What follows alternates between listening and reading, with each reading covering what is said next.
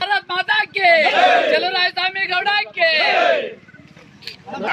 ಇವತ್ತೇನು ಮತ್ತು ಉಪಾಧ್ಯಕ್ಷರು ವ್ಯವಸಾಯ ಸಹಕಾರ ಸಂಘದ ಚುನಾವಣೆ ಇತ್ತು.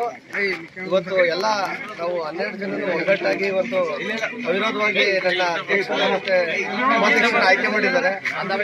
ಮತ್ತೆ ಇದಕ್ಕೆ ಎಲ್ಲ ಕಾರಣ ಎಲ್ಲ ನಮ್ಮ ರೈತ ಬಂಧುಗಳು, ಎಲ್ಲ ಗ್ರಾಮದ ರೈತ ಬಂಧುಗಳಿಗೂ ನಾನು ಈ ಸಂದರ್ಭದಲ್ಲಿ ವಂದನೆಗಳನ್ನು ಸಲ್ಲಿಸ್ತೀನಿ. ಸೊಸೈಟಿ ಬಗ್ಗೆ ಏನೇನು ಮಾತಾಡೋದು,